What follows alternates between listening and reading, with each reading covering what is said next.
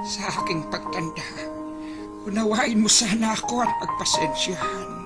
Kapag dala ng kalabuan ng mata, ay nakabasag ako ng pinggan o nakatapon ng sabaw sa pagkainan. Huwag mo sana akong kagagalitan. Paramdami ng isang matanda. Naawa ko sa sarili ko sa tuwing sinisigawan mo ako. Kapag mahina na ang tenga ko at hindi ko maintindihan ang sinasabi mo, huwag mo naman sana akong sabihang bingi. Pakiulit na lang ang sinabi mo, pakisulat mo na lang. Pasensya ka na, anak. Matanda na talaga ako. Kapag mahina na ang tuhod ko, pagtiyagaan mo sana akong tulungang tumayo. Katulad ng pag-alalay ko sa iyo nung nag-aaral ka pa lamang lumakad. Pagpasensyahan mo na sana ako. Kung ako man ay nagiging makulit at paulit-ulit na parang sirang plaka, basta pakinggan mo na lang ako. Huwag mo sana akong pagtatawanan o pagsasawaang pakinggan. Natatandaan mo pa ba, anak, nung bata ka pa? Kapag gusto mo ng lobo, ay paulit-ulit mong sasabihin yon.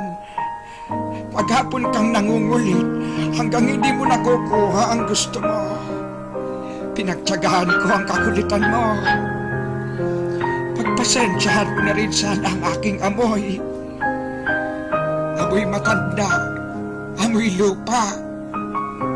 Huwag mo sana akong piliting maligo. Mahina na ang katawan ko. Madaling magkasakit kapag nalamigan.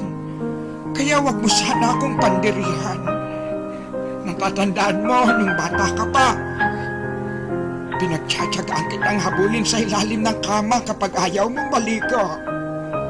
Pagpasensyahan mo na sana kung madalas ako'y masungit. Lala na marahil ito ng katandaan.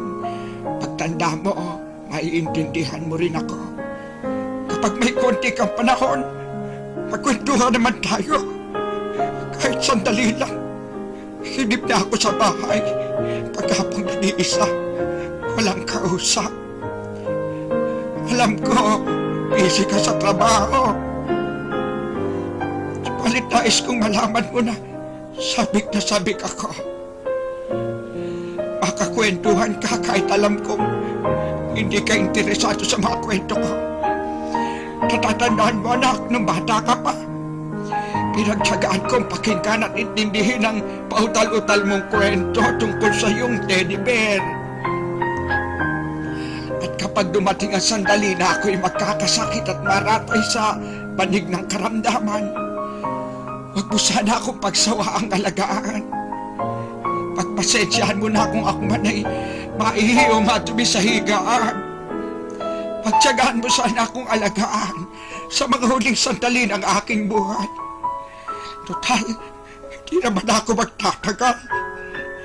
Kapag dumating ang sandali ng aking pagpanaw, hawakan mo sana ang aking kamay at bigyan mo ako ng lakas sa loob na harapin ang kamatayan. At huwag ka mag-alala.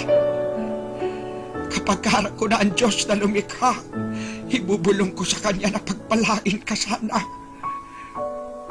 Dahil naging mapagmahal ka sa iyong ama't ina.